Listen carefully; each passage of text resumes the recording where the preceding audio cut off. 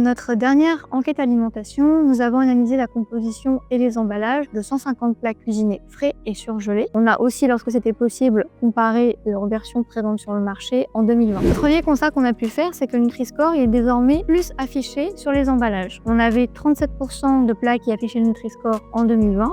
Et aujourd'hui, en 2025, on a 87% des plats qui affichent le Nutri-Score. On encourage les industriels et les distributeurs qui ne l'ont pas encore fait à s'engager dans la démarche du Nutri-Score et à le mettre le plus rapidement possible sur les emballages. Le Nutri-Score, c'est un outil clé pour éclairer les consommateurs et les aider à faire des choix plus sains. Un autre constat que l'on a pu faire, c'est que le nouvel algorithme du Nutri-Score, il modifie la note Nutri-Score de 66% des plats cuisinés pour un score moins bon. Par exemple, pour ces deux couscous-là, le Nutri-Score avec l'ancien algorithme est A, alors que le nouvel algorithme les classe désormais en B.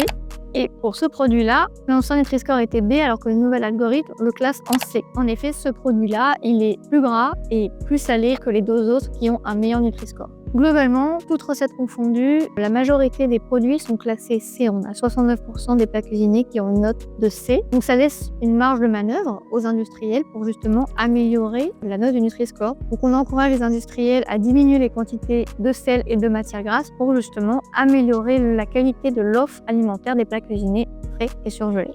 On a aussi analysé la liste des ingrédients des plats cuisinés et on a parfois trouvé des ingrédients surprenants, inattendus. Par exemple, on a 40% des plats cuisinés qui contiennent des sucres ajoutés, comme du sirop de glucose, dextrose, caramel, mais aussi du sucre ajouté via d'autres ingrédients, comme des viandes transformées par exemple. Parmi les plats cuisinés qui contiennent des viandes, on a la moitié qui contiennent des viandes transformées. Autre ingrédient qui est assez surprenant, c'est l'eau, puisque on a vu que dans 17% des plats cuisinés, l'eau est le premier ingrédient. En termes d'évolution des recettes par rapport à 2020, on note quelques points positifs. Donc on a notamment 10% des plats cuisinés qui ont amélioré leur note Nutri-Score.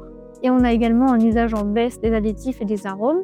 N'hésitez pas donc à regarder et à vous fier au Nutri-Score et aussi à regarder la liste des ingrédients.